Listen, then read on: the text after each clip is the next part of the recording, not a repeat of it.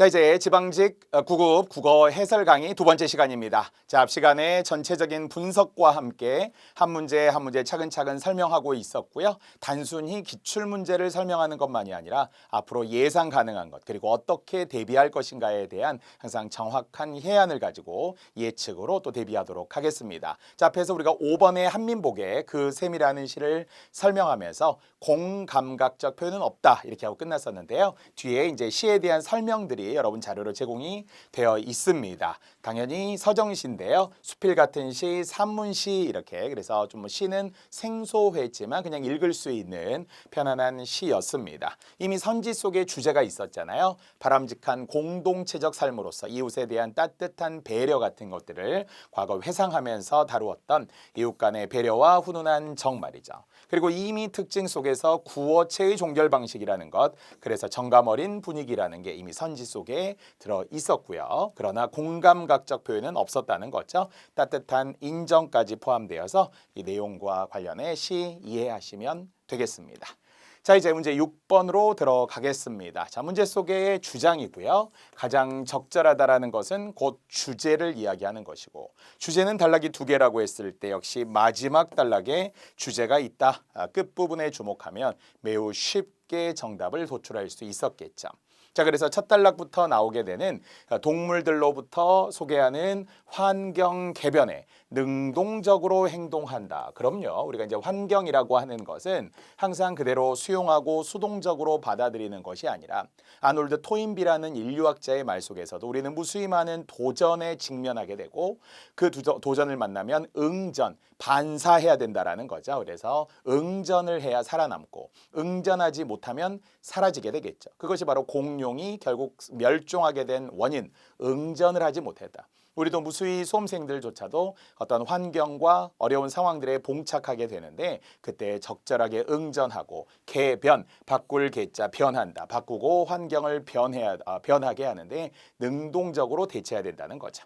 이것은 결국 인간도 마찬가지라는 거예요. 그래서 단순한 수동적인 의미에서의 생존이나 적응이 아니라 적극성, 그것을 결국 능동적이라는 단어로 계속 반복하고 있었으므로 이미 키워드 자체에서 생명체, 인간을 포함한 나머지 동물들 또한 환경을 능동적으로 변형한다라고 하는 것은 정말 안 읽어도 정말 단순하게 말하면은 한 30초만 해도 풀 수 있는 문제이니까요. 키워드 찾아서 중간 이후 주장으로 적절하다 주제는 마지막 단락 반복되는 키워드 능동적이라는 단어가 선지에 3번밖에 없었고요. 물론 키워드가 있다고 다 정답을 보장하지는 않으니까 앞뒤 관계까지 명확하게 따진 후 빨리 넘어가면 되겠습니다. 자, 이미 정답 3번으로 난도는 하라고 누구나 다 맞았다고 할 수 있겠고요. 역시 능동적으로 변하게, 역시 대처하게 하는 것이 스스로가 그렇게 해야 되는 것이고요.